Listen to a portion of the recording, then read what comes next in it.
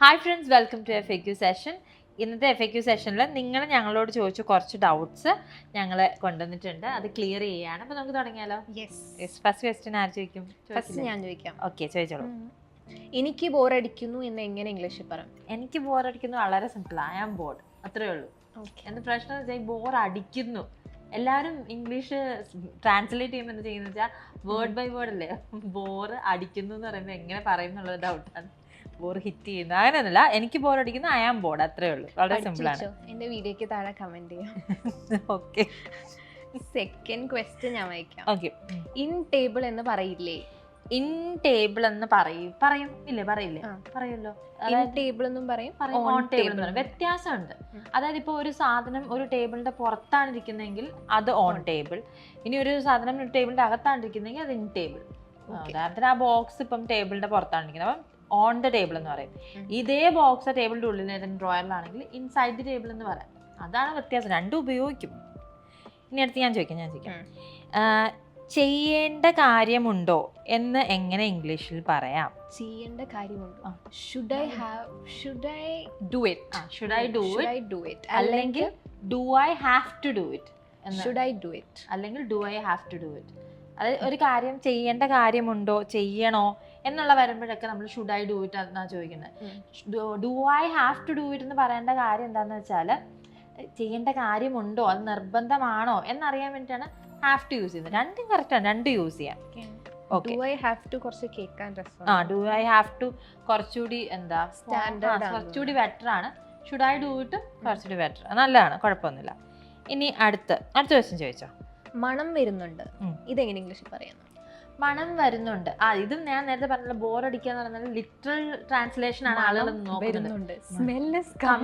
അതെ, മണം അങ്ങനെ വരത്തൊന്നുമില്ല. നടന്നോ ബസ് കയറിയൊന്നും വരില്ല. ഇറ്റ് സ്മെൽസ് അല്ലെങ്കിൽ മണം വരുന്നുണ്ട്, there is a smell അല്ലെങ്കിൽ I can smell something അങ്ങനെയൊക്കെ പറയാം. there is some kind of a smell എന്ന് പറയാം. അല്ലെങ്കിൽ I can smell something, I smell something ഇതൊക്കെ പറയാം. എനിക്കെന്തൊരു മണം വരുന്നത്, I smell something. എൻ്റെ അടിയിൽ നല്ല ഇൻട്രസ്റ്റിംഗ് കോമൻസ് ഉണ്ടായിരിക്കും ഉറപ്പായിട്ടും. ഓക്കെ, അടുത്ത ക്വസ്റ്റ്യൻ ഞാൻ ചോദിക്കാം. വാസ് റെയിനിങ് യെസ്റ്റർഡേ എന്ന് പറയുമോ?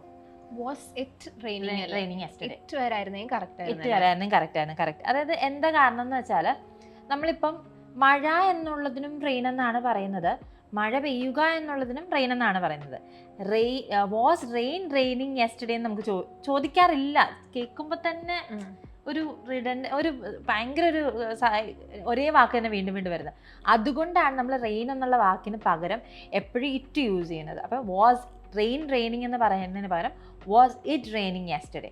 അതുപോലെ തന്നെ is it raining now? Is raining now എന്നല്ല നമ്മൾ ചോദിക്കുന്നത്, ഇസ് ഇറ്റ് റെയിനിങ് എന്നാണ് ചോദിക്കുന്നത്. അപ്പം റെയിൻ വരേണ്ട സ്ഥാനത്ത് നമ്മൾ ഇറ്റ് കൊടുക്കുക, അത്രയേ ഉള്ളൂ. ഇതാണ് വ്യത്യാസം വരുന്നത്. ഇനി അടുത്ത ക്വസ്റ്റ്യൻ ഞാൻ ചോദിക്കണോ? സംതിങ് എന്നാൽ എന്തെങ്കിലും എന്നല്ലേ? അതെന്താണെന്നറിയോ? നമ്മുടെ ഒരു വീഡിയോ ഉണ്ടായിരുന്നു, ഞാൻ നിന്നോടൊരു കാര്യം ചോദിച്ചോട്ടെ എന്നുള്ളതിന് can I ask you something എന്ന് ഞാൻ കൊടുത്തത്. അപ്പം അതിൻ്റെ ഡൗട്ടാണ് ഈ സംതിങ് എന്ന് പറയുമ്പോൾ എന്തെങ്കിലും അല്ലേ, ഞാൻ ഒരു കാര്യം ചോദിച്ചോട്ടെ എന്നല്ലേ പറയുന്നത്. എനിത്തിങ് അല്ലെങ്കിൽ വൺ തിങ് എന്നുള്ളതൊക്കെയാണ് അവർ ഉദ്ദേശിക്കുന്നത്, എ തിങ്. പക്ഷെ നമ്മൾ അങ്ങനെ പറയില്ല. Can I ask you one thing എന്ന് നമ്മൾ ചോദിക്കില്ല ഇംഗ്ലീഷിൽ. Can I ask you A thing എന്നും ചോദിക്കുന്നത് വളരെ കുറവാണ്. അപ്പം ഈ എന്തെങ്കിലും എന്നുള്ള അർത്ഥം തന്നെയാണ് സംതിങ്ങിനുള്ളത്. പക്ഷെ ഈ ഒരു സിറ്റുവേഷനിൽ ഒരു കാര്യം ചോദിച്ചോട്ടെ അല്ലെങ്കിൽ ഒരു കാര്യം പറഞ്ഞോട്ടെ എന്നൊക്കെ ചോദിക്കുന്ന സമയത്ത് നമ്മൾ സംതിങ് ആണ് യൂസ് ചെയ്യുക. അല്ലെങ്കിൽ എനിക്ക് നിന്നോടൊരു കാര്യം പറയാനുണ്ട് എന്ന് പറയുമ്പോഴും I want to tell you something എന്ന് പറയാം. അപ്പം ഒരു കാര്യം പറയാനുണ്ട് എന്ന് പറയുന്ന സമയത്ത് സംതിങ് ആണ് നമ്മൾ ശരിക്കും പറഞ്ഞ് യൂസ് ചെയ്യേണ്ടത്. എ തിങ് വൺ തിങ് ഒന്നും അങ്ങനെ സ്പെസിഫിക് ആയതുകൊണ്ട്. ഇനി അടുത്തൊരു ലോങ് ചോദിച്ചോ. നീ തിരിച്ചു വരുമ്പോൾ നീ തിരിച്ചു വരുമ്പോൾ കുറച്ച് സാധനങ്ങൾ വാങ്ങി വരുമോ? അതിന് കോമന്റിൽ തന്നെ ആ ആള് തന്നെ ഒരു ആൻസർ കൊടുത്തിട്ടുണ്ട്. Would you buy some goods when you return back? ഇതും എന്താ സംഭവം എന്ന് വെച്ചാല് സാധനങ്ങൾ വാങ്ങി വരുമോ, ഗുഡ്സ് സാധനങ്ങൾ കറക്റ്റ് ട്രാൻസ്ലേറ്റ്. പക്ഷെ നമ്മൾ ഗുഡ്സ് എന്ന് യൂസ് ചെയ്യുന്നത് കൂടുതലും മെഷീനറി അങ്ങനത്തെ സാധനങ്ങൾ, ബൾക്കി ആയിട്ടുള്ള കുറേ സാധനങ്ങൾ ഉള്ളപ്പോഴാണ് നമ്മൾ ഗുഡ്സ് ട്രെയിൻ എന്നൊക്കെ പറയത്തില്ലേ, അങ്ങനെയാണ് നമ്മൾ ഗുഡ്സ് യൂസ് ചെയ്യുന്നത്. അപ്പം തിങ്സ് മതി. Would you buy some things when you return back നമ്മൾ പറയില്ല. റിട്ടേൺ ബാക്ക് നമ്മൾ പറയില്ല. കാരണം റിട്ടേണിൻ്റെ അർത്ഥം എന്താണെന്നറിയോ? കം ബാക്ക് എന്നാണ്. അപ്പോൾ റിട്ടേൺ ബാക്ക് എന്ന് പറയുമ്പോഴത്തേക്ക് ഒരേ വാക്ക് തന്നെ വീണ്ടും പറഞ്ഞോളൂ. അപ്പം ഒരിക്കലും റിട്ടേൺ ബാക്ക്, റിപ്ലൈ ബാക്ക് എന്നൊന്നും പറയരുത്. Return, reply. ഓക്കെ, അടുത്ത ക്വസ്റ്റ്യൻ ഞാൻ ചോദിക്കാം. Why you here? നീ എന്താ ഇവിടെ? നീ എന്താ ഇവിടെ എന്നാണ് പുള്ളി പറയാൻ ഉദ്ദേശിച്ചത്, വൈ യു ഹിയർ എന്ന്. പക്ഷെ അത് ശരിയാണോ എന്നാണ് പുള്ളി ചോദിച്ചിരിക്കുന്നത്. വൈ ആർ യു ഹിയർ, അതായത് നമ്മളിപ്പം നീ എന്താ ഇവിടെ എന്ന് ചോദിക്കുമ്പോഴത്തേക്ക് വൈ യു ഹിയർ എന്ന് ചോദിക്കുമ്പോൾ ശരിക്കും പറയുമ്പോൾ നമ്മളിപ്പം സംസാരിക്കുകയാണ് ഒരാളുടെ അടുത്ത്. ഇപ്പം ഞാൻ അതിലൂടെ സംസാരിക്കുമ്പോൾ വൈ യു ഹിയർ എന്ന് ചോദിച്ചാൽ ചിലപ്പോൾ അതിൽ വലിയ പ്രശ്നം ഉണ്ടാകത്തില്ല. ചിലപ്പം അതിൽ വിചാരിക്കും ലൈക്ക് ഇംഗ്ലീഷ് നല്ല ബോറാണല്ലോ എന്ന് വിചാരിക്കും. പക്ഷെ അതിൽ വലിയ പ്രശ്നമില്ല. പക്ഷേ ഈ IELTS അല്ലെങ്കിൽ PSC അതുപോലത്തെയൊക്കെ കോമ്പറ്റേറ്റീവ് എക്സാം എഴുതുകയാണ്, നിങ്ങളൊരു ഇൻ്റർവ്യൂ അറ്റൻഡ് ചെയ്യുകയാണെങ്കിൽ ആ കേസിൽ എന്താ പ്രശ്നം എന്ന് പറഞ്ഞാൽ അത് ഒരു ബുദ്ധിമുട്ടാണ്. IELTSലും PSCയിലൊക്കെ ആണെങ്കിൽ മാർക്ക് നിർബന്ധമായിട്ടും പോകും, നന്നായിട്ട് പോയിന്റ് പോകും. പിന്നെ ഇൻ്റർവ്യൂലാണെങ്കിൽ ഒരു ബാഡ് ഇംപ്രഷൻ ക്രിയേറ്റും ചെയ്യപ്പെടും. അതുകൊണ്ട് വൈ ആർ യു ഹിയർ എന്ന് വേണം ചോദിക്കാൻ. നീ എന്താ ഇവിടെ? Why are you here, why you here എന്നല്ല. ചിലർ പറയും അത് കറക്റ്റ് ആണെന്ന്. ആക്ച്വലി ഇത് കറക്റ്റ് അല്ല. പക്ഷെ എങ്കിലും സ്പോക്കൺ ഇംഗ്ലീഷിൽ യൂസ് ചെയ്യുന്നതിന് കുഴപ്പമൊന്നുമില്ല. പക്ഷേ നമ്മൾ correct why are you here. ഇനി അടുത്ത ക്വസ്റ്റ്യൻ അത് ചോദിച്ചു. അതിൽ ചോദിച്ചു he told you to come. ഇവിടെ ടു ആവശ്യമുണ്ടോ? he told you to come അല്ലെങ്കിൽ ടു ഇല്ലെങ്കിൽ he told you come. he told you come എന്ന് പറയാൻ പറ്റുമോ? അതും പറയാൻ പറ്റൂല. ലുക്ക്, നമ്മൾ സാധാരണ പഠിച്ചു വരുന്ന ഒരാളാണ്. നമ്മളിപ്പം കാഷ്വൽ കോൺവെർസേഷനിലും ഒക്കെ നമ്മൾ അങ്ങനെ പറയുകയാണെങ്കിൽ കുഴപ്പമൊന്നുമില്ല. ആളുകൾ വിചാരിക്കും നമ്മുടെ ഇംഗ്ലീഷ് അത്ര നല്ലതല്ല എന്ന് വിചാരിക്കും, അത്രേ ഉള്ളൂ. പക്ഷേ ഈ നമ്മൾ വീണ്ടും അഗെയിൻ ഈ IELTS അതുപോലെ ഇൻ്റർവ്യൂലൊക്കെ അറ്റൻഡ് ചെയ്യുമ്പോൾ ഇങ്ങനെ പറയുമ്പോൾ അതൊരു ബ്ലണ്ടറായിട്ടേ കൺസിഡർ ചെയ്യത്തുള്ളൂ. He told you to come എന്ന് പറയുമ്പോഴത്തേക്ക് നിന്നോട് വരാനായിട്ട് അവൻ പറഞ്ഞു എന്ന് പറയാൻ വേണ്ടിയിട്ടാണ് ടു കം, കണക്ട് ചെയ്യാൻ വേണ്ടിയിട്ട്. അതില്ലെങ്കിൽ സെന്റൻസിന്റെ അർത്ഥം പോയി.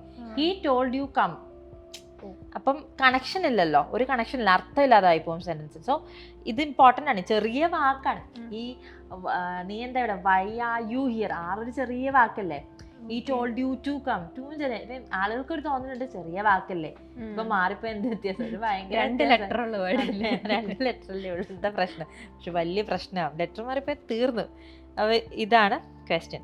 ഓക്കെ, അപ്പോൾ ഇത്രയേ ഉള്ളൂ. നമ്മൾ ക്വസ്റ്റ്യൻസ് ഒക്കെ കവർ ചെയ്തിട്ടുണ്ട്. അപ്പോൾ ഇങ്ങനത്തെ സെൻറ്റൻസസ് നിങ്ങൾക്കും ഡൗട്ട് ഉണ്ടായിരിക്കാം, ഇതെങ്ങനെയാണ് ഇംഗ്ലീഷിൽ പറയുന്നത്, ഇതിൻ്റെ ട്രാൻസ്ലേഷൻ എന്താണ്, ഇതിങ്ങനെ പറഞ്ഞ പ്രശ്നമുണ്ടോ? അപ്പോൾ അങ്ങനെ എന്തെങ്കിലും ഡൗട്ട്സ് ഉണ്ടെങ്കിൽ നിങ്ങൾക്കും കോമൻറ്റ് സെക്ഷനിൽ ചോദിക്കാവുന്നതാണ്, ഞങ്ങളത് ക്ലിയർ ചെയ്ത് തരുന്നതായിരിക്കും. അപ്പോൾ നിങ്ങൾക്ക് ഈ വീഡിയോ ഇഷ്ടപ്പെട്ടെങ്കിൽ ദയവായി ഈ വീഡിയോ ലൈക്ക് ചെയ്യുക, ഞങ്ങളുടെ ചാനൽ സബ്സ്ക്രൈബ് ചെയ്യുക, ഞങ്ങളെ ഫോളോ ചെയ്യുക. അതുപോലെ തന്നെ നിങ്ങൾ ഇംഗ്ലീഷ് പഠിക്കാൻ വേണ്ടിയിട്ടാണ് ഈ വീഡിയോസ് എല്ലാം കാണുന്നതെങ്കിൽ ദയവായി താഴെ കൊടുത്തിരിക്കുന്ന നമ്പറിൽ അല്ലെങ്കിൽ ലിങ്കിൽ ക്ലിക്ക് ചെയ്തിട്ട് കോഴ്സിൻ്റെ ഡീറ്റെയിൽസ് കളക്ട് ചെയ്യുക. കാരണം നമ്മൾ ഇംഗ്ലീഷ് പഠിക്കാനായിട്ട് കുറേ വീഡിയോസ് കണ്ടതുകൊണ്ട് കാര്യമില്ല, അത് സംസാരിച്ച് പ്രാക്ടീസ് ചെയ്ത് പഠിച്ചാലേ ശരിയാവുള്ളൂ. അപ്പം പ്രാക്ടീസ് ഓറിയൻറ്റഡ് കോഴ്സസ് ആണ് നമ്മൾ പ്രൊവൈഡ് ചെയ്യുന്നത്. അപ്പോൾ കോഴ്സിൻ്റെ ഡീറ്റെയിൽസ് കളക്ട് ചെയ്തിട്ട് നിങ്ങൾക്ക് പറ്റുന്നൊരു കോഴ്സാണെന്ന് തോന്നുകയാണെങ്കിൽ മാത്രം, ഞാൻ പറഞ്ഞു അങ്ങനെ വേണ്ട, നിങ്ങൾക്ക് പറ്റുന്ന തോന്നുന്നൊരു കോഴ്സാണെങ്കിൽ മാത്രം അഡ്മിഷൻ എടുക്കുക. അപ്പോൾ മറ്റൊരു ഇൻട്രാക്റ്റീവ് വീഡിയോയിൽ കാണുന്നത് വരെ, this is Revathi Krishnan and Adilya Ganesh signing off from English Mithra. Thank you. English Mithra. Stop worrying, start learning.